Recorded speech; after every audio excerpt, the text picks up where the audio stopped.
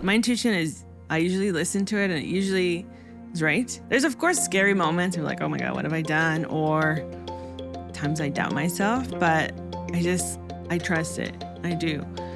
There was definitely a time in my life that I was being gaslit, and that made me doubt myself for a long time. And then when the truth came out, it was so freeing because like, oh, my intuition was right the whole time, and I should not doubt myself.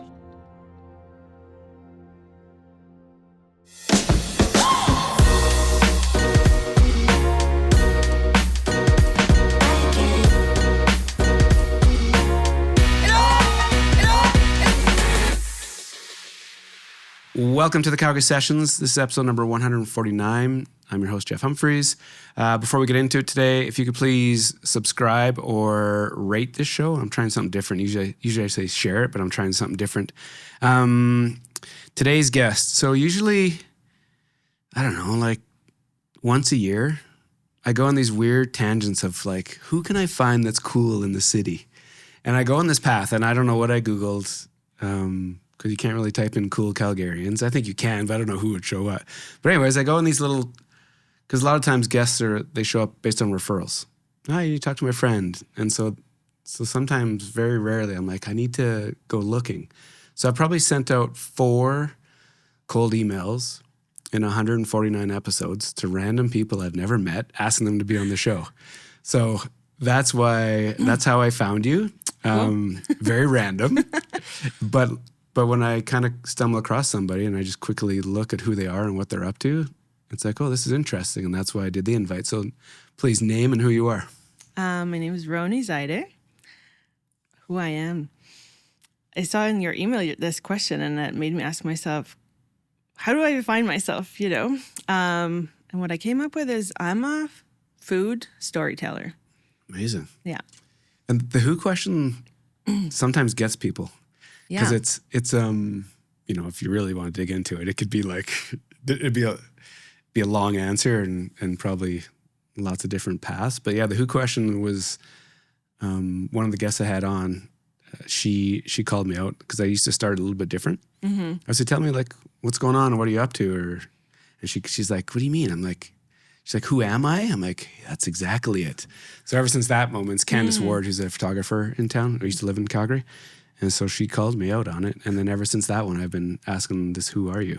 It's a great question. Because that changes different times in your life, right? And how people choose to describe themselves. Yeah. I played this game with friends at a potluck that you get 3 minutes to tell your life story on a timer. And then as you get down to 30 seconds, like someone calls your time. And I played it 3 times with different people, and every time a different story comes out. And you don't have time to think because you're listening to the other people's stories. And every time it's like, oh, interesting what I shared this time. So, do you think it's just based on what's top of mind or where you are or what you've been feeling or dealing with and that surfaces? Probably, yeah. Maybe it depends on who you're talking to also. What's the interaction like? But yeah, like the room you're in, like it. Yeah. Depending on what you're hearing and what they're kind of talking about, you kind of wander down that path. Yeah. So that was cool. It's interesting too, because some of these intros, some people will go to who they are and it's tied to a business. Right. Some people will tie it to their family, like kind of where they fit within that family environment. Artists are really interesting because they don't, to say who they are in a kind of a singular sentence is tricky. Yeah. Yeah. I mean, I can say many more things, and I guess that's what we'll be talking about today. Yeah, totally. Yeah. But as a title, some people say I'm a chef. Yes, I've worked in kitchens for over 20 years, but I never went to school. So some people would say, she's not a trained chef. But, I've had different hats over the years, and this is what my focus is now. Yeah. So, which is amazing. Yeah. And the cool thing about this, thanks for the book, by the way. Yeah. This just came out early November. Yeah. So the timing's obviously perfect, like we planned it this way. But thank you. I appreciate it. Yeah. So you've seen one of these. You saw Julie's. Yeah. Which was a really cool one. The minute you said Julie, I was like, oh yeah, I've just been on such a run. Yeah. And so when you say the name, I'm like, oh yeah, I remember back to that one. I remember her sitting here and her Yeah. telling like baking stories, working in her little apartment and just, Yeah. so you've seen one of them. Yep. So you have a loose idea what's about to go down. So take this thing back as far as you want to go, where you grew up, how you grew up, parents, siblings, jobs, school, and we'll kind of like slowly weave our way to where you are today. And the restaurant piece is really interesting to me, just working in kitchens, because I worked for a restaurant company for almost a decade. And I worked in a bunch of nightclubs in town for a long time. So that whole side of you is like really interesting. So, so take this thing back as far as you want to go. Sure. Well, I was born in Israel. I have two brothers. Older, younger? Younger. I'm the first. I was the queen of the house. I love them. I miss them. I live far away from them for a while now. And my childhood, you know, I lived in like a small town. It's weird. I feel old saying that, but it's like the good old days. Oh, I know, but it's like, but it is that like. I feel like my parents talked like that about their childhood. Yeah, for sure. And now I talk about it. It's different than what their childhood was, you know, like they lived in poverty. I didn't.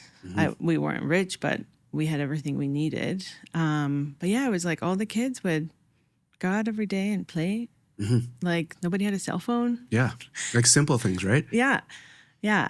Mine was the same way. Like childhood was very basic. Go outside, run around, do things. Everybody just goes out after school because everyone's going to be there. You don't need to make plans. You don't, you know, and if someone's not there, you yell their name until they come out. It's so funny. Did you ever, like, I remember going and knocking on doors. Yeah. They're like, can whoever come out and play? It's just, it's so funny. The thought now that people, you know, if you don't call someone or text someone, 2 weeks in advance to make a plan. Yeah. If you call someone, they're like, either they don't answer or they say, are you okay? Why are you calling me? Totally. I have a few friends I can call, but most of them won't answer the phone. It's alarming when that thing rings. Yeah. But yeah, you know, it was very different than here in so many ways. The climate, the state of life, the people, everything. Yep. And I always loved food. Like my first memory was like, I must have been 5 years old because my younger brother was born yet. And every Saturday morning I would wake up, open the fridge, take a big bowl and just put everything I could find, and then wake up my parents, say, I made breakfast. And there would just be the most disgusting combinations, you know?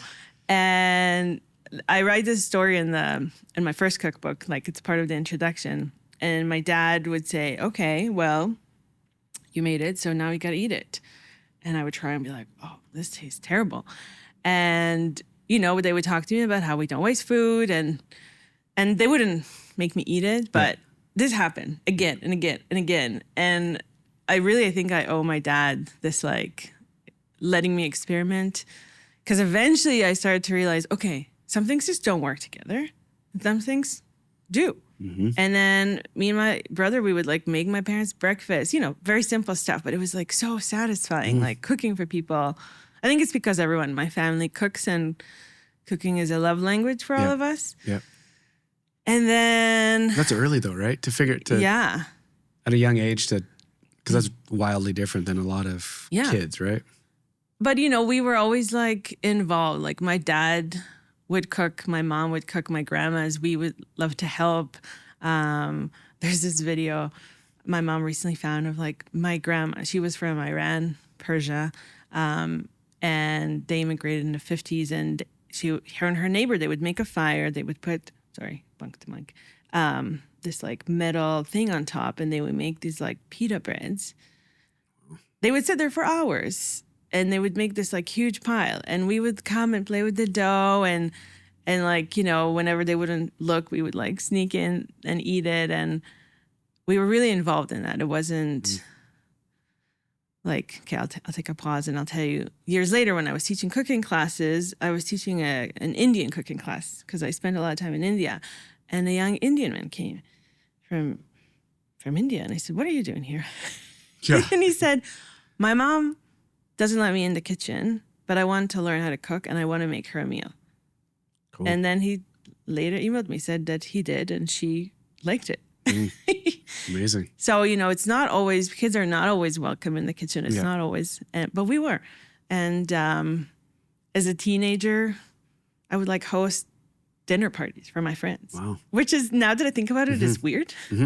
But like they would come over, me and my friend, we would like make all this food and then we would all eat. And it was like, I think it's because my family always had these big gatherings and everyone would come, and my mom and my grandma would make like these humongous pots. So it was just like always something I really loved to do. You were around it, like when your family kind of does it. Yeah. But it's interesting how some people pick up on it. And like your brothers, I'm guessing, well, maybe they write books or maybe they don't. But it's interesting how what you connect with. Yeah. Like all of a sudden at a young age to figure out this food piece is interesting. They don't write books, but they cook. They make food, to their families too. Yep. They love to eat. My God. I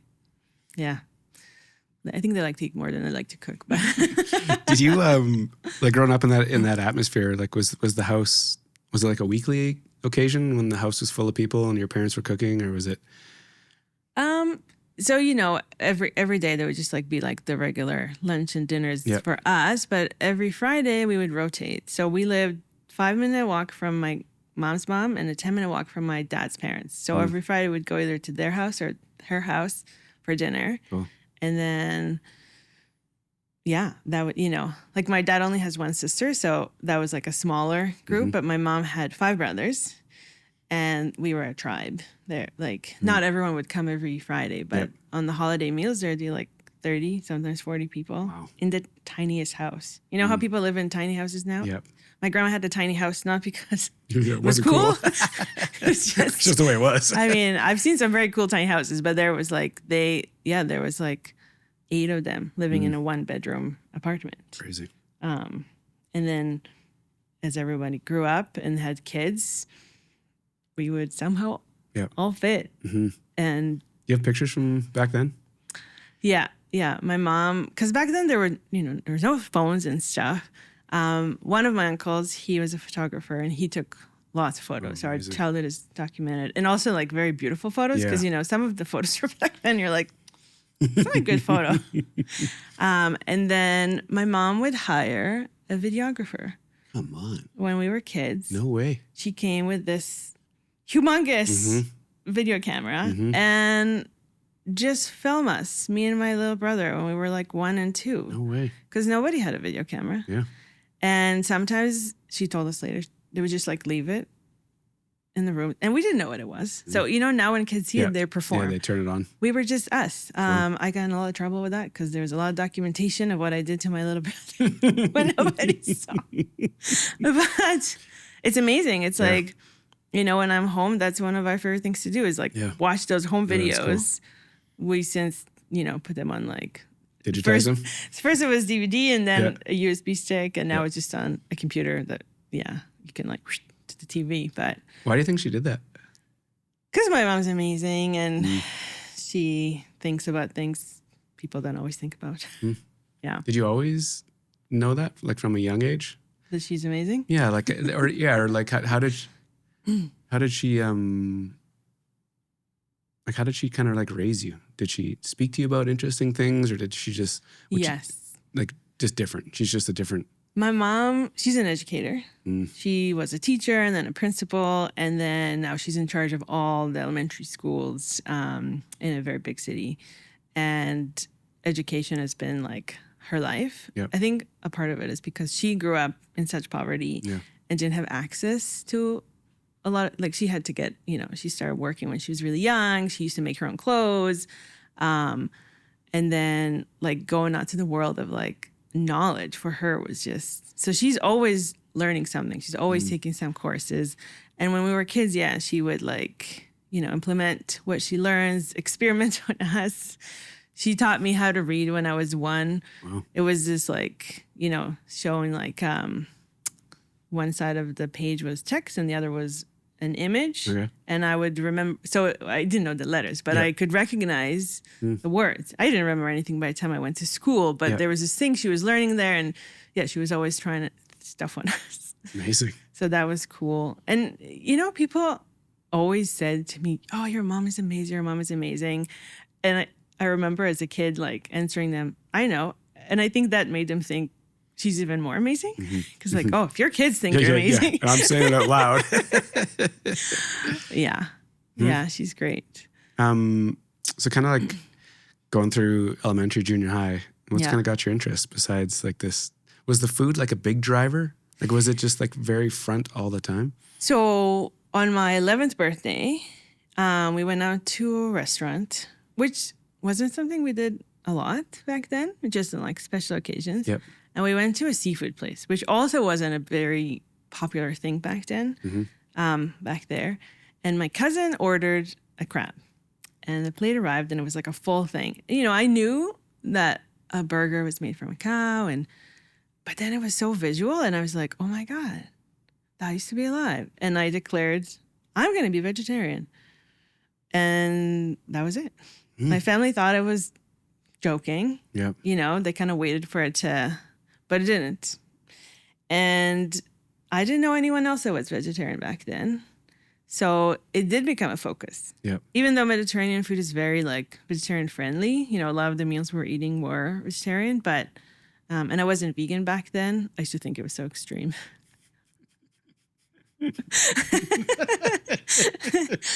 But, which helps me understand people now that have resistance, So I feel like, most people are not born vegan or vegetarian. But yeah, that made me definitely more interested in like cooking for myself, learning different things. I became anemic pretty quickly because I didn't, know what to eat. And I went to the doctor, and he's like, here's what you need to eat. And it was like a list of like liver, spleen. I'm like, you don't understand. I don't eat meat. And he was like, I don't know what you should eat then. So Because this was like early days, right? Like, I was like 12. yeah. Yeah. And then my mom came home with tofu one day. She said, I heard you're supposed to eat this thing. We open it, and we just tried it raw.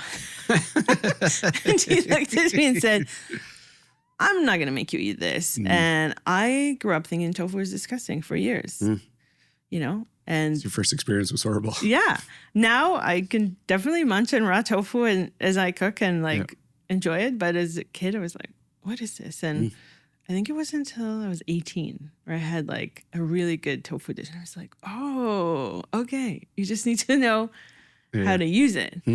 Yeah. Why was it, like these memories all sound very vivid. Like they sound like, if I flip the script and I ask myself these questions, I'd be like, I don't like dates, age. Like I'd have no, like nothing really anchored me to those years, do you feel the same? Like, do you feel like these are very vivid kind of memories for you? It's interesting that you asked me that because recently I find like I used to always have such a great memory and like remember things in detail and I'm a storyteller. I like to tell stories. Which is awesome. As soon as you said it, I was like, fuck yeah. Gets it. But recently I forget things and I don't like it. And, I have a toddler and people kept telling me like, oh, this is going to happen. I was like, not to me. And now it's happening. And like, my friend was telling me this story the other day about something that happened to us maybe 10 years ago. And I was like, I remember you telling me this story, but I don't remember the experience. And that is blowing my mind. And I hope it will pass. Yeah. But, I'm happy that, as you ask me these questions, my memory is still really vivid on some things. For sure. Yeah. But it's almost like those things that, I don't know, the older we get, the more responsibility we have, more inputs we have, getting pulled in different directions. It all takes its toll. Yeah. But, I think the ones that you'll always remember, like these crisp ones, I'd have a tough time thinking they would fade. I hope so. I used to write a lot too. Like I have my journals somewhere at my mom's house. Like young, like junior high, high school stuff? Yeah. High school. Some of it is funny. I'm never going to be in love again. And why'd you start journaling? Because my mom always told me Mom, eh? Like about, yeah. She has all of her journals from when she was a kid. no way. She had no one she could talk to about this stuff. So she wrote everything. And she sometimes said to me, when I'll die, you read them. I'm like, first, let's not talk about you dying. Second, like, if you don't want me to read it now, then I don't want to read it when you're not here. You know? She's like, no, there's too many crazy stuff there. So of course I'm curious, but also, but I think, it just kind of inspired me to be like, okay, this is a fun way to document things. Yep. A lot of my travels, which now I'm really grateful for because, well, you know, now we have phones and we take like 100 photos a day. Yep. But back then I had my little film camera and I don't remember the name of the village in Turkey I ended up in overnight, and it's somewhere in that journal, you know? So once in a while, I read some of the old stuff and I'm like, oh my God, I'm so glad I wrote this because I have no memory of this. But I think also maybe when we write something, we kind of tell our brain, okay, you don't need to remember this because it's in writing. Yeah. How long did you journal? Oh man, I have quite a few. Yeah. I'm pretty like diligent about it, like daily, like. No, I would say mostly when like things were really bad or really good. Yeah. In my travels a lot, that was like, there's just so much going on all the time. And I was like, I'm going to want to remember this. So it's interesting when story's so important to you right now. And back then you kind of actually started the process of like documenting a story. Yeah, it's true. I come from a family of storytellers. Like my dad, he's a storyteller. And like you obviously light up when you say that, but like what did you know that growing up, or like what was he doing? What was he doing back then? Like was he literally just like sitting you down and you and your brothers? He would just tell us. Everything reminds him of a story, and you know, at some point we're like, Dad, we already heard the story, you know, and he was like, so what? I'm going to tell you again. And then I started noticing, okay, sometimes some of the details change. Yeah. Was there always like a lesson that he was trying to get to, or was it like a funny story, or was he trying to educate, or what was his shtick? He's definitely a jokester, so there's a lot of like funny stuff, you know. He used to love, like, he was also a teacher, and he was like, him and his coworkers, they would like trick their students, like just do like the weirdest stuff. Now I'm like, I don't know how I feel about some of these stories. But as a kid, it made me feel like, you know, my dad's not just my dad. Yeah. He's like his own person. Yeah. With his own life. And now stories are sometimes funny, but often like we just get into these, like, when we get a chance, you know, if he's driving and I'm driving and we're just talking on the phone, all of a sudden we just like talk about the super deep stuff and all these things come up, and it's who he is. Yeah. Yeah. Coming through high school, what are you like interested in and what's going on? So grew up in a small town, then moved into an even smaller town. And when it was time for high school, my mom asked me and my brother, do you want to go to school in the nearby city, or do you want to go to school in Tel Aviv, which was only like 20-minute drive. Yep. And me and my brother were like, Tel Aviv, you know, like the big city. And that changed our life because the place we grew up in, you know, my parents were born there. We were born there. Some of the people that went to school with me, their kids were born there. It's like, I mean, maybe there's some comfort in that, but for me, it just felt like being stuck. Yep. And then I went to Tel Aviv, and it was like this huge school. There were kids from everywhere. There were poor, rich, cool, you know, all the freaks, all the different things. And I would like spend my days in the city. I would like go to school in the morning, hang out with my friends in the afternoon, go home to sleep at night. And it opened me up to a huge new world. Could you manage it? Could you manage like all this like new inbound information, or was it like? I loved it. I loved it. You know, our school wasn't too far from the beach, so if we had like, how do you call it in English? Like spares? Yeah. We would just go to the beach, or there's like a cool street with like coffee shops. You know, like those are not things that I could do where I grew up. Yeah. It wasn't around. And my majors were film and theater. So my final exams were making a movie and making a play. It was like so cool. Sounds like I had a great high school experience. I know a lot of people don't. Yeah. But yeah, you know, I had my first boyfriend. I like had friends from all over the place. All of a sudden I was like, oh, there's like a world out there. And I was not meant for a small town life, even though finding myself craving that, but in a different, like in a more naturey way, not in like a little urban small town. The film, like the stuff you were taking in high school. Yeah. Was creativity, were you always going that way? Like to take that versus whatever, math and sciences. Oh, and yeah, the rest of it? 100%. Were you always kind of like wandering down a creative path? 100%. Little secret, I'm a little math nerd. Like, By the way. I like it, and it always came like easy to me, but I did not want to do it. Yeah.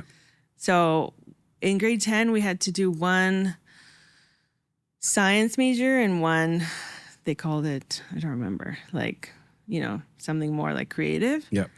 So I did theater and computer science. Amazing. Let's go together, right? And at the end of the year, I did not come to most of the classes. We had a really young teacher. He was kind of creepy, but I just skipped most of his classes, and I just came to him at the end of the year, and I was like, listen, I know that I'm going to probably flunk this class, but all my other classes are really good. So can you just give me like a pass? And he was like, okay. And he gave me a B+. I was like, man, that generous. Thanks. The honesty. And then after that, I was like, oh, I'll do 2 creative paths now. And it was great. I loved the writing. I found myself being the producer and director in both. Yep. You know, I did 1 year of like playing on stage, and I was like, I don't like this. I like to be in the backstage. I like to do the planning. I like to do the and it was so fun. Like our final exam, the written one on film, was about Tarantino. So everyone came to my house and we just watched Tarantino movies for like 4 days. Amazing. Yeah. It's a great class. It was great. Did you, when you're coming out of high school, did you have an idea what you wanted to do? Like, were you going to pursue the kind of creative aspects, or what were you thinking? I was really like, I wanted to travel. I know I wanted to travel. And why that? I know there's, well, some people, that's their move, you know, like finish high school and want to travel, but what was the pull to travel at that age? I don't remember. I just remember like I had a list of all these places I wanted to go visit. And I didn't leave Israel until I was 18. So I was like, I got some catching up to do. And then I found myself working in kitchens again and again. Like, were you working through high school? Like, when was your first kitchen job after high school? In high school, I worked for like a catering. Wow, I forgot about that. There was always food. Amazing. I love when that happens, like in this environment. Yeah. Because you can just see your eyes are like, oh yeah. I don't know how I got there. It was like in the theater. It was in the theater. Yep. So we would go see all these plays. And then I think there was like a sign for like help wanted. And it was like, there's like really fancy, you know, catering for people that come to see the plays. Yep. They would throw away all the food at the end, and we were not allowed to eat it. Wow. And I remember thinking, if I ever have a business, I'm not going to let that happen, which is how it goes today. But yeah, I worked there for a year, and then I like tried serving. Did not go well. Which part? Like, what was the struggle? People were rude, and I was like, you can't talk to me like that. Right. And my boss was like, you can't talk to clients like that. I was like, they can't talk to me like that. I'm a human. And he was like, maybe this is not a good fit for you. Back house is your spot. So I quit, crossed the street, and then there was a sign, help needed, and it was a little kitchen. And they didn't know what they were doing, so they gave me a job. And it was like a very small cafe menu. And then every day I would like make myself lunch from whatever was around. And he would be, can we add this to the menu? I was like, sure. And then that became the new menu. So when I applied to work in a bigger restaurant, I can say, menu building or whatever, you know, it's Yeah, like, yeah. because you don't have any experience at first. You have to Yeah. build it, but everyone wants experience. Yeah. Yeah. So the restaurant gigs, once you finished high school, were you traveling and working? Like, would you find yourself in kitchens as you travel? I was like, so what I did for a while, it was like I would work a little bit, go travel, work a little bit, go travel. You know, I was like staying with friends. I was house sitting, like things just, everything was flowing. It was like very easy. And then It felt natural? Because yeah, it's like an unconventional path, right? I know. To be like Yeah. bouncing around, but you felt comfortable? Things just like, I would like manifest things. I still do sometimes, but I would be like, I really want to live in Tel Aviv, but I don't want to pay rent. And then my friend had an empty house for a few months, and he was like, "Oh, do you want to stay there?" I was like, "Okay." It's like, "Okay, that's great." It was easier than I thought. Yeah. And then I ended up in Philadelphia. I'm glad you laughed first. So how old are you ish when you end up in Philadelphia? 19, Okay. almost 20 probably. Yeah. So my dad, when I was a kid, he had this summer camp, and it was an English summer camp. And every year, it would be students from Philadelphia that would come, stay in that small town we lived in, with families. They would do the camp, and that's how I spent every summer as a kid. So I learned English from them. Yep. And then as I got older, as I got a teenager, we were close in age. I was like 14, 15. They were like 17, 18. And I stayed in touch with some of these people. And they always said, come visit, come visit. And I said, oh, I will when I'm 18. And then the way it started is one of them got married. She sent me an invite, and I couldn't make it to the wedding date, but I said, but maybe I should just go. So I just sent an email to a bunch of people, and I said, hey, I'm thinking of coming. Can I stay with you? And a few said yes. And I was like, all right.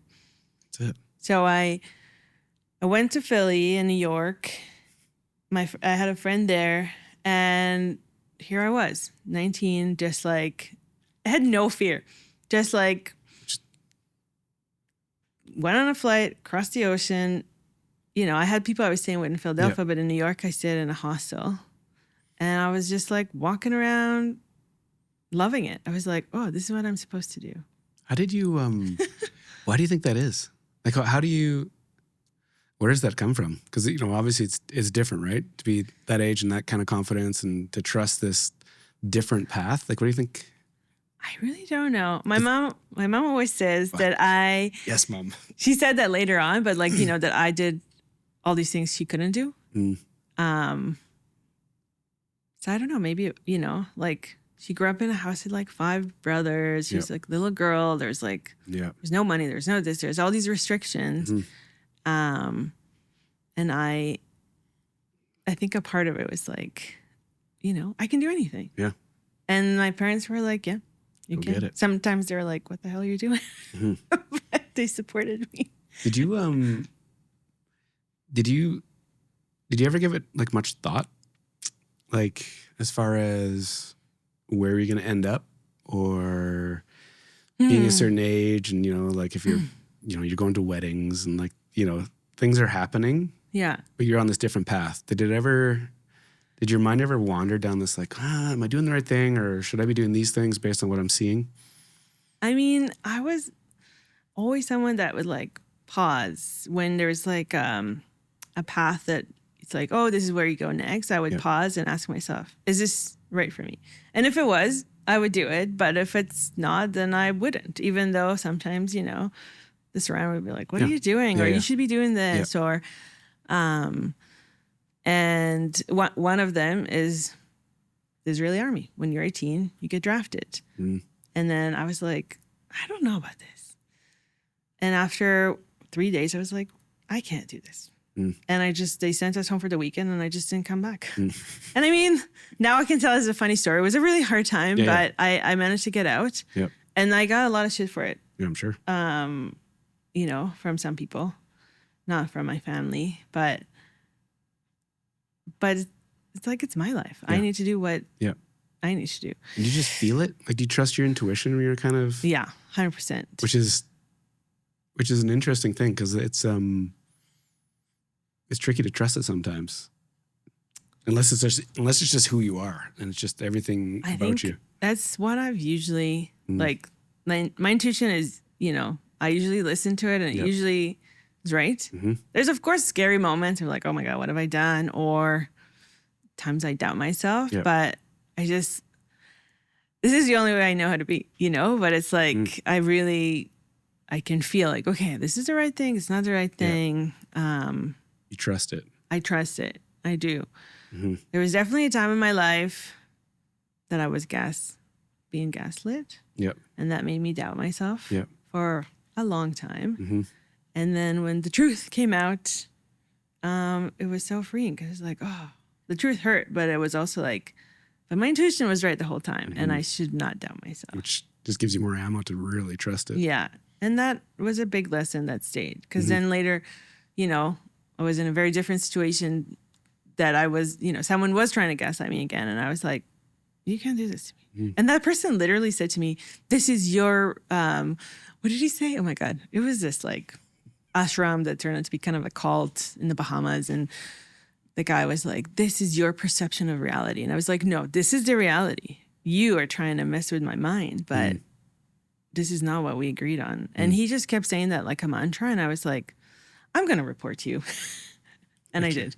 But, I don't know if I would have gone through that if I didn't have that previous experience that was like, no, listen to your, Yeah. Philly. So, So I went for a visit the first time. I was there for a couple weeks. I stayed with my friend Rachel that she's just like one of the coolest people I know, and she was living in this big house, which again, I didn't really know what the roommate world looked like because I just turned 18. I was living with my parents. Also in Israel, people, if they could afford an apartment, it would be like very small, lots of roommates. And they lived in these old Victorian houses in West Philly, 8 roommates, but there's like 8 bedrooms. Her first house I stayed with, I think they're all in a circus, like a freak show circus. It's like cool, weird. I was like a pretty naive girl, even though, my high school years opened me up a bit. It was like, oh my God. And I think I got a taste of the world and I was like, I like this. I just want to keep exploring. So I stayed there for a couple of weeks. I went to New York for a week and then I went back. And then I volunteered on this farm. And I met a Canadian guy from Calgary. And wait, everything is getting mixed up. Well, because we're like digging in. Like, there's lots going on. No, You went back. I met him.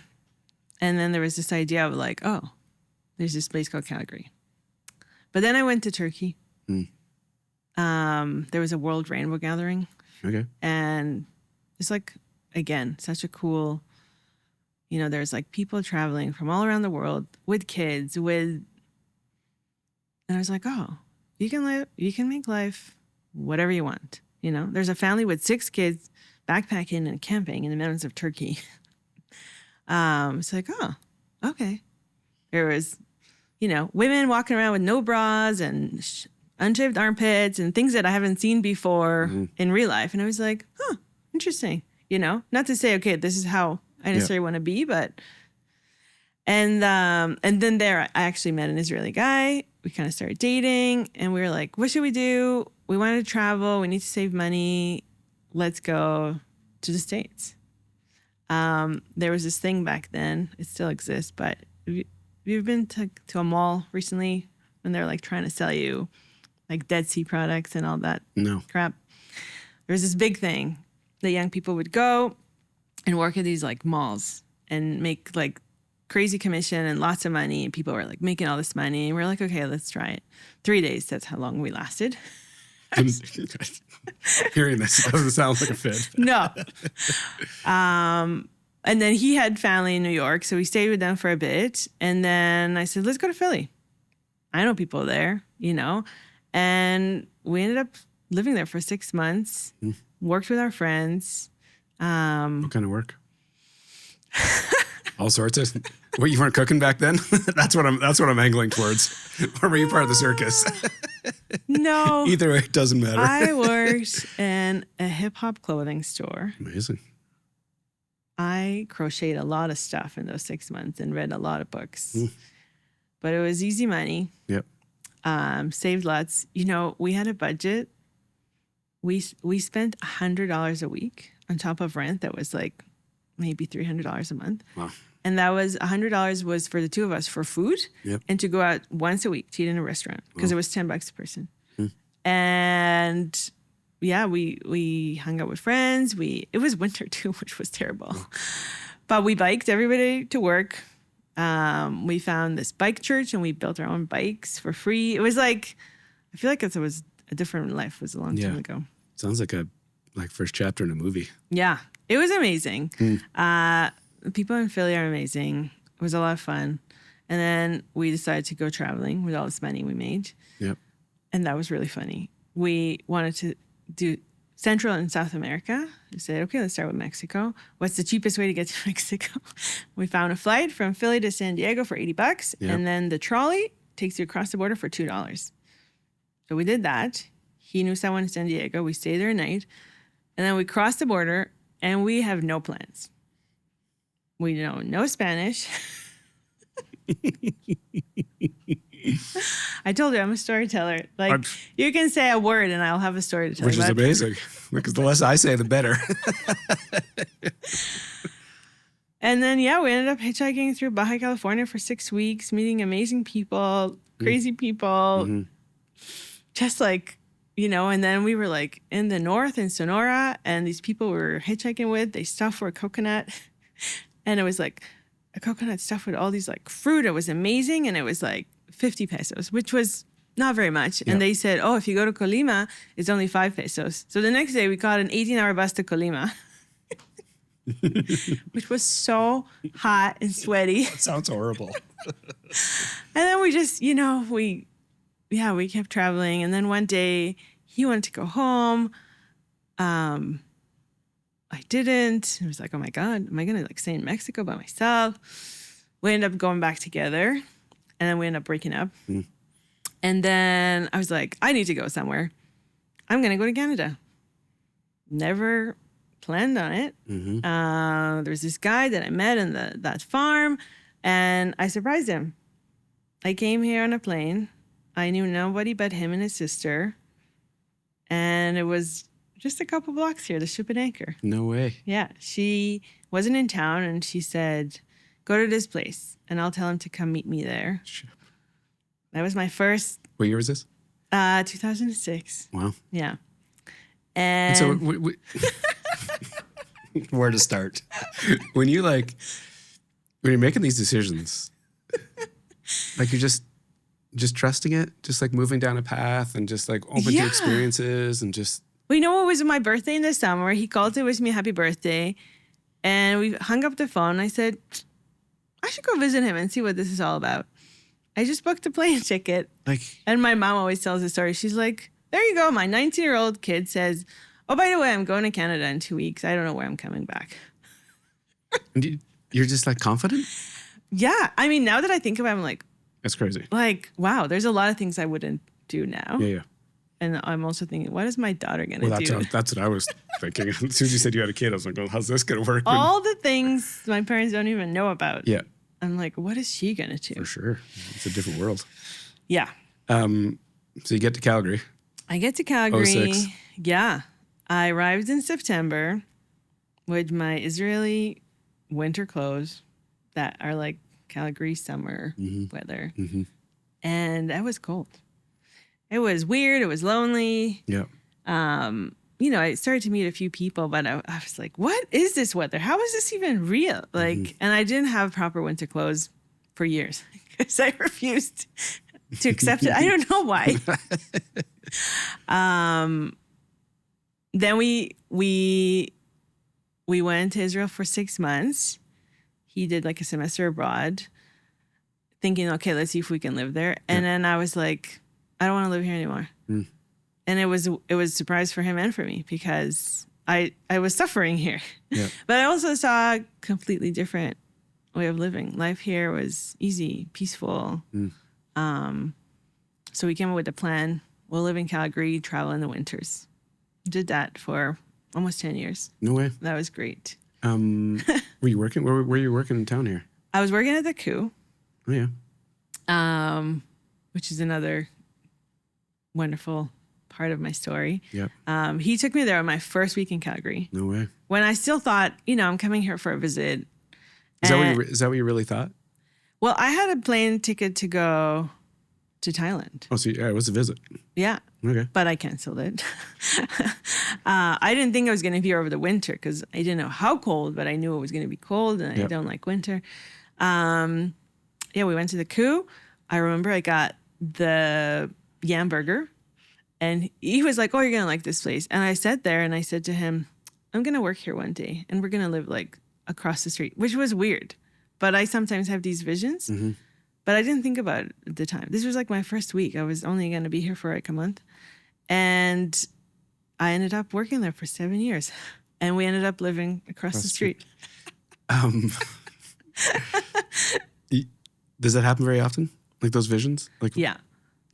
So, what, like I don't know. just in you, right? I feel like the women in my family are like kind of witches, good witches, Like intuition. Yeah. But it's also like very creative. Like it's a creative way to look at the world. It's not you're not going down this linear path of these checks, right? Right. And the only reason I can say that so like clearly right now is I had this guest on the show. Her name's Sandra Wigg. Okay. She wrote this book called The Power of Gray Thinking. And gray thinking is rooted in creativity. So instead of these black and white decisions of like, if I do this, I get that, or like these like hard steps. Yeah. This gray idea of anything can happen. Yeah. So you said it happened. So 7 years there. So I wanted to wait until I had my paperwork in order. My first year, I was just like a visitor. Yep. And I remember going in. So I had my interview for my permanent residency. And then my friend called and said, the Coup is hiring. She saw an ad on Craigslist. I was like, oh my God. So I printed my resume. It was pretty small back then. Yeah. It included things from my high school years because I was 20. And then my ex, he said, write a cover letter. What is this? What is this thing? And why would you write a cover letter for a restaurant? But he was like, trust me. So I did. And I told the story, how I became vegetarian, how I lived in a farm, blah, blah. And I walked in. I was like so nervous. And they just finished renovating when they opened. So it used to be like a small restaurant. Then there was the meat. It was like a lounge. And they just finished renovating. And I remember handing my resume to Tabitha, which was one of the first owners. And she was all frazzled. And she said, thank you. Listen, I'm probably not going to be able to look at this for a week. We just finished renovating. And I was like, okay. And then she called me that afternoon. She said, I read your cover letter. Can you come tomorrow? Amazing. And the next day, I had my interview. So I got my permanent residency and my first job the first day. Amazing. And she said to me in the interview, listen, I know you want to cook. I will have a cook position in 1 month. Right now, I need a dishwasher 4 days a week. Wow. And I can give you one prep shift. And if you take it, the job is yours in 1 month. I get it if you don't, but this is what I need right now. And I remember biking home and being like, I don't want to wash dishes. But also like, I really want to work at this place. So I took it. It was a hard month. Like really hard, right? It's like physically hard and also... It's not what you want to do. No. But you know what? I learned that place inside out because I worked every position... like I worked the hotline, the cold line, the prep, all the different things. And then with the years, they asked me to manage the kitchen and then I would train people. And if you've never worked a dish pit. Yeah. How do you train the? You don't know, and it's also like, what are the interactions? Like when I was working the dishes, this girl would like throw dishes over my head into the dish pit. And I was like, stop doing that. But she didn't listen. But when I was the one training people, I was like, you will not do that. This is not, But it takes some, it's like an ego check too, right? To start at the very bottom. Yeah. But it's, I don't know. You tend to hear the stories, the people that succeed or excel at something. Usually they start off working at the bottom, right? Like a little Cinderella story. Digging holes or like, and then all of a sudden you're building decks, like whatever the thing is. Yeah. And it's, some people just don't have that appetite to go there, like to start at the bottom. And I get that. I didn't want that, but no, also. But you were willing to put in the time to potentially see something. Yeah. I think because there was also a time frame. Yeah. And it was like 1 month. Yeah. That's great. It's like, okay, I can do this. I remember pep talking myself on my bike, like, okay. But you have to, right? Because it's like, because nobody wants to, like, some people might aspire to do that, but generally in the restaurant biz, like, that's not. No. It's not where you want to work. I mean, I've seen people work the dish pit, like, loving life, just like their Check earphones, totally. whatever drugs they were on. Yeah. Just Clean like in the zone. It's great. and some of them were amazing. Yeah. They like made the shift so much better. Yeah, the characters. And then some of them would be like, just breathe. Yeah. But having this amazing job at the coup allowed me, because I knew all the different stations to come and go. Yeah. There was always work for me. Yeah. Because the restaurant business always needs people. And I would come back and be like, hey, where do you need me? Yeah. And, it was a win-win situation. They were amazing. There was a couple years that I was here straight when I was like managing, and there was some other family stuff happening here. But that totally, I would like work for 6 months and then take off for 6 months. Somewhere warm. Yeah. And always somewhere different. Yeah. Yeah. Yeah. I went back to India twice, but it was different places. I visited a few of the same, but sometimes I think about it now, like, because, I've had my own business for so long. So even if I'm on vacation, I can take a few days here and there, but like there's always things to do, And then I was like, I was free. Yeah. There was like nothing to do.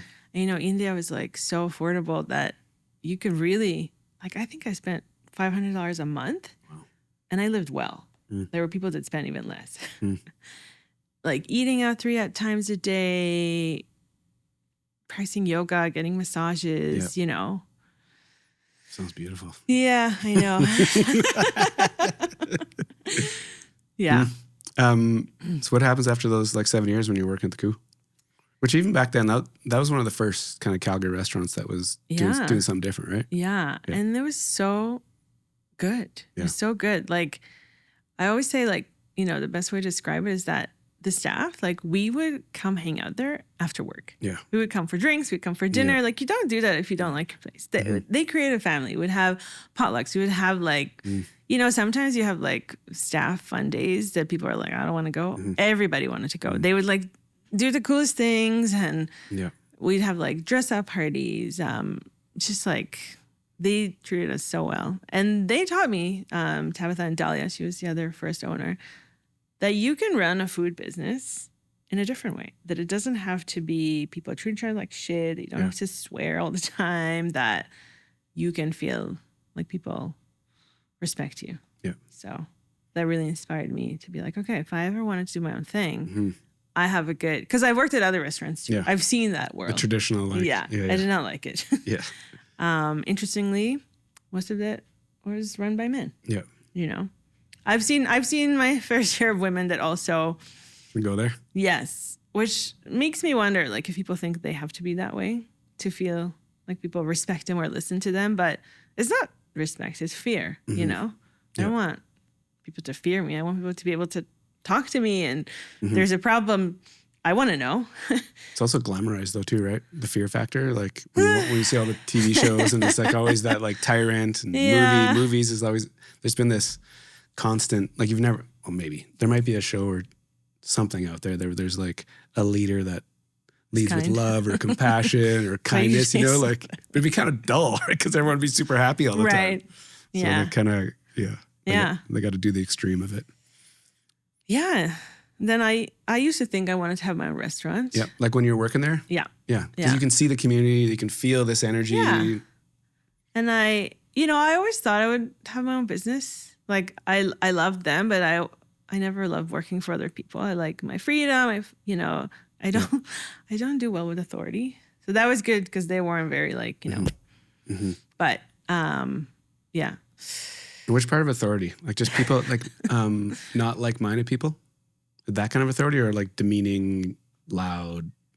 I feel the same way. So like, I love my freedom. I love to make my own schedule and not to like, have to like explain anything to anyone. I definitely don't, nobody likes to be spoken to but like when you're in a certain situation, people feel like, oh, this is how I am now, and never did well with that. Yeah. Definitely left quite a few jobs because I was like, you can't talk to me that way. That was my line. Your thing. That's your parting. And people would be like, what do you mean? This is how I talk to everyone. I'm like, yeah, but you shouldn't. So yeah, I started, thinking, okay, like I want to start my own place. And they helped me a lot. Like I learned so much about like, what is it like to run a restaurant? And I was working on to say that I was working on a business plan is nice, but I had a business plan document that I never went into the details of how I'm a doer. Yep. And my friend, he used to run Cafe Koi downtown. On First Street? Yeah. And he's also an accountant. And he helped me, look at the numbers. And it was like, I can't open my own place. This is ridiculous. I think back then, this was in 2014. Yep. It would have cost about $150,000 to start something. Very simple, basic. Yep. And the bank needed you to have a 60% down payment to get a loan. Yep. I didn't want to take that crazy loan. And also was like, I don't have this money. And then he said, why don't you start with pop-ups? Koi was not doing breakfast on the weekend. Yep. I wanted to have like a Mediterranean brunch place. So it was like, this is, and we did that for a year and a half and just jumped into it. It's funny because I remember he came to my house. We were looking at the numbers. This idea came up. And, this is something usually you would plan for a while. Yep. And he said, well, I'm going away in 2 weeks or in 3 weeks. So how about we start in 2 weeks? And like, I could have just said, no, let's wait until you're back. But I said, okay, what the stupid question answer. But in 2 weeks, I put a menu together.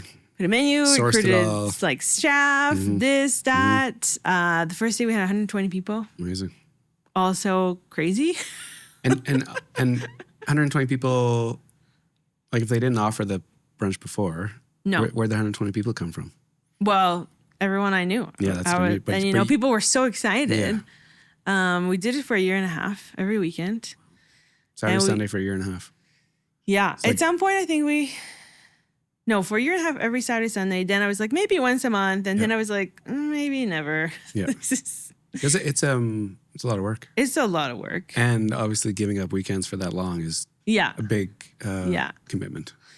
Yeah. But it was fun. We created this like... What was it called? It was just Roni's Kitchen. I was like, I don't know how to call it. And then someone said, why don't you call it Roni's Kitchen? I was like, that sounds weird. They're like, but that's what it is. And it's like, awesome. Okay. And it kind of started as a temporary name and then it stuck. And Koi used to have live music. Yep. So we would have brunch sessions. We'd have live music while brunch. I remember all this. What year was this? 2015 was the first brunch. Okay. Yeah. So I DJed in the city for a long time. Okay. So I was obviously on First Street working. Yeah. Yeah. So I was around all this. So as you're... But you were sleeping at that time if you were DJing at night. totally. But I remember these things starting to happen. I remember Koi doing the live music thing, and now I do remember the name. Yeah. Crazy. So, I learned so much and also realized like I don't want to have my own place. If I can't do 2 days a week, I don't want to do, Yeah. I feel like in the food industry, if you have like a small business and you want it to be good, you need to be there all the time. All the time. That's just how it goes. Yep. Yep. And I didn't want to be there all the time. And which is good to figure out, right? Yeah. It's good to figure out without taking That's $150,000. it. That's exactly what I was going to say. With a giant debt over your head, and you're like, Yeah. I'm in trouble. That was a huge, a huge gift. Yeah. And, then we did like, I think for a year or two, like a once a year anniversary thing. Yep. And I was like, I'm done. Yep. Like everyone else is having so much fun, but this is so much work, not a lot of money or any, because, it was like good ingredients. I paid my staff good money. Yeah. Like everyone was like, are you sure? You should pay me less. And I was like, no. And then I looked at the number and said, this doesn't add up. But it was fun. And people asked me about it for years. We actually just had the 10th anniversary. So I guess my business started in 2014. Yep. The first brunch was 2015. And in June, I had like a Roni's Kitchen 10th anniversary brunch at the Attic in Inglewood. Oh, yeah. And again, everyone else had so much fun. And I was like, now I remember why I don't do this anymore. So again, we served 120 people in 4 hours. Crazy. It was too crazy. Yep. Yeah. Yeah. So where does it go after that? So you do that for a year and a half, and then what do you... So before the pop-ups, people started asking me for catering. My last year at the Q, I asked them to do part-time. So I did 3 days a week, 10 hours days. So I was like, because I can't afford to like not, And then I just started doing catering for like people I know. Word of mouth. Yeah. And then people asked me, can you teach us? So I started doing cooking class in my house. And I would just do that kind of like part-time. And then all of a sudden people I don't know would come to these classes and call me about catering. And I was like, okay. And then the brunch happened and I was doing all these things at the same time. And then I thought, okay, I'm going to stop with the brunch. I'm going to focus on the catering and the classes. And I taught classes for, my goodness, until COVID. Wow. Yeah. The month before COVID, I was teaching 4 classes a week, every week. They were all full. There was a wait list. I was exhausted. I was like, what have I done to myself? I was trying to pay off my debt. Yep. And then COVID happened. I was like, oh, I need a break. But like during the brunch, this CBC reporter came to do a story. And then her and her partner loved the food so much. She said, can you cater our wedding? They weren't even vegetarian. They had a vegetarian wedding. 200 people at the Legion downtown. Longest day of my life. I worked 18 hours that day. Crisp memory. Yes. And then, just, vegan weddings, vegetarian weddings in Alberta. It's not something that... Yeah.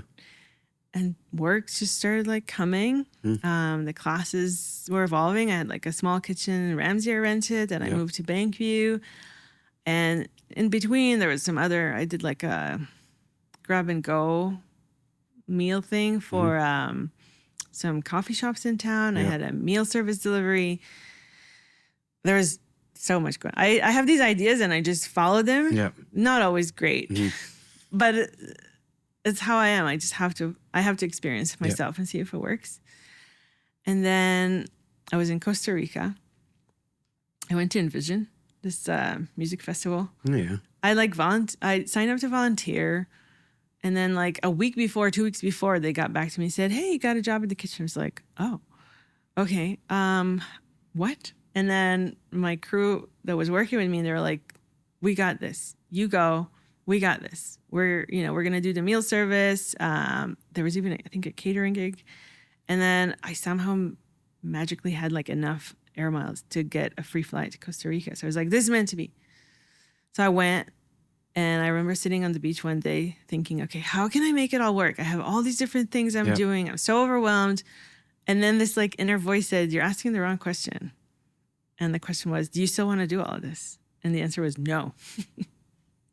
And I came back and I announced that I'm closing my meal service. I'm closing the grab and go meals. Yep. Just like, this is all too much. Yep.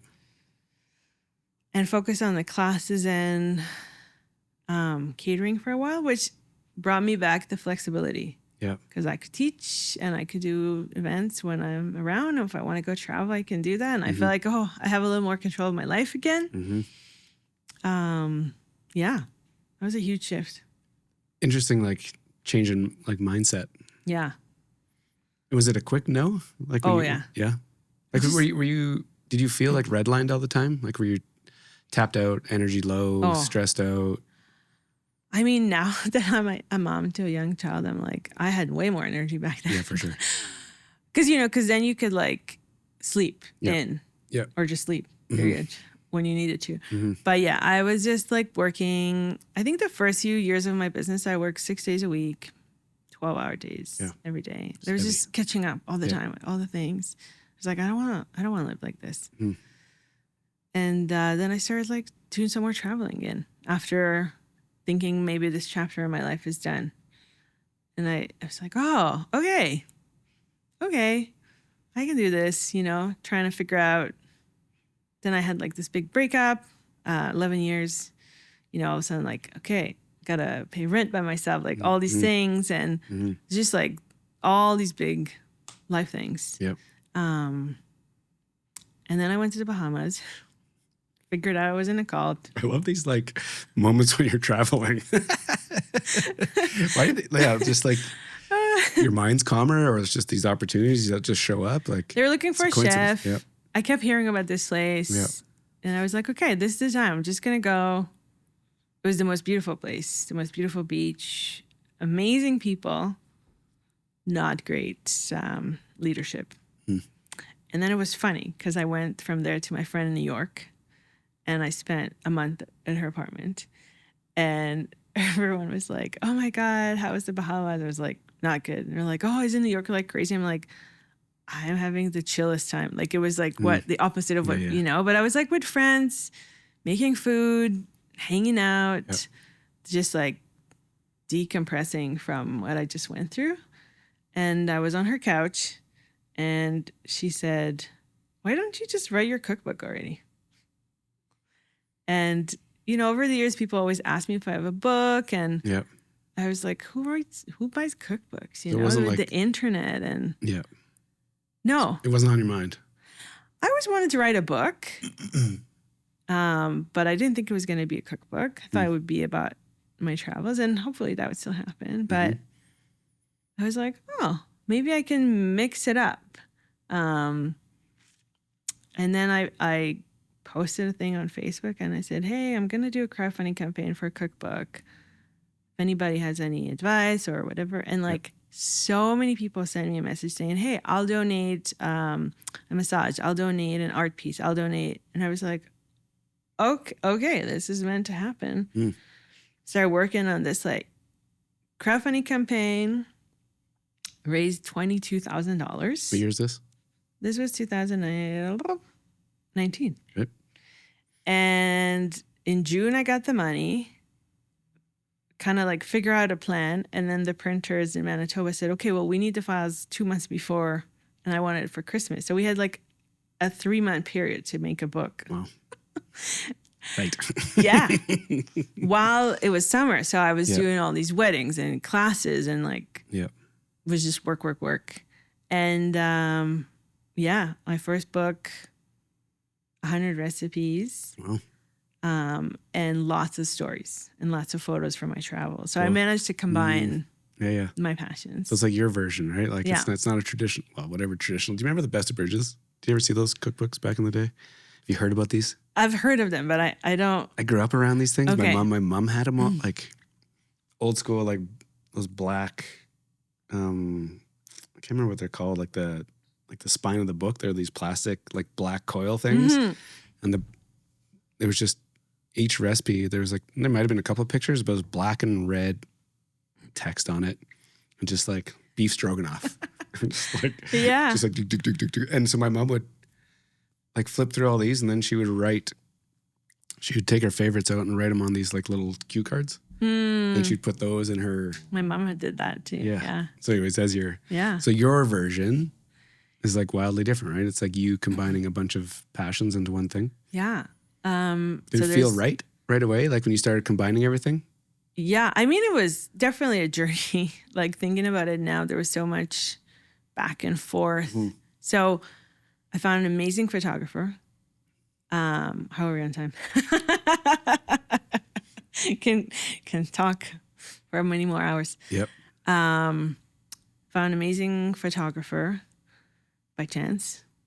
Food photographer. She was like super young. She was like early 20s. And she's like, oh my God, do you want me to work on your book? Because she knew my business. And I was like, you want to work on my book? Like, you know, it was like the woman that's been helping me with like my website and graphic design and stuff. She did the layout design. And then one of my friends was like, you know, I do copy editing. I was like, I didn't even know that I needed copy editing. So this team came together. Cool. It was all our first time. Everyone was amazing. There was so much, like the second book now was like more like there was a streamline, you know, it was like sending back and forth. And also I knew I wanted 100 recipes. Yeah, which is a lot, right? It is. Like I know nothing, but generally a recipe, like a book, like how many would it be in there? I don't know. I mean, this one has 40, and it feels so small to me. Yeah. But I think it's a good size. Yeah. But you know, there was so many photos from my travels and like a photo for each recipe, which was really important to me. Cool. And a photo for there's like 3 chapters. There's like so many things. It's a big story. And there's like what's in my cupboard, like so many. It's like 300 pages. Wow. And it's a beast. It's a big book, which I learned later, you know, is really expensive to ship. Yeah, print and ship. In Calgary, it costs $17 to ship one book, which is crazy. But I feel like it's my masterpiece. You know, I'm never going to make a book like that again. No, that was all of it. Yeah.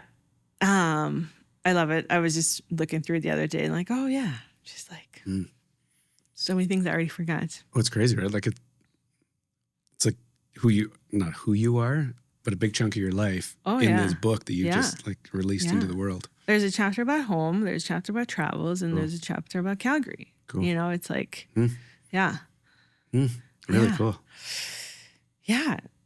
And then it's been 5 years now. And last year I was like, I think I'm ready for another book, you know? And I was actually working on a different book that maybe will still happen. And then some things happened. I went through some big trauma and I found myself, I didn't want to eat. I didn't want to cook. That's unlike me. It's, you know? Yeah. It's a big part of my life. Well, this whole story, it's been rooted in that. Yeah. And it was crazy. I, for a while, just like, it's like, just like fuel, you know, which is, I know some people, that's how they live, but it's not me. I didn't want to cook. It was like, and then came back to Calgary and all of a sudden I found this comfort in cooking. Started making food for my family. And people said, oh, what can we do? And I would say, come over for dinner. I said, no, but what can we do? And I said, just come and eat. And I would just cook all day, every day. And I thought, you know what? I'm gonna write a different book. And I decided to call it Food Therapy. Because it's been a big part of my ongoing healing journey of finding my way, you know, back to cooking and enjoying it and finding this like healing in it. And also remembering how food brings people together, you know? Yeah. So this title has a lot of meaning behind it. It does. And, you know, a lot of people pick it up and they say, oh, I could use some food therapy. Which is beautiful. This woman came to the launch and just before the book launch, I was on TV talking about it.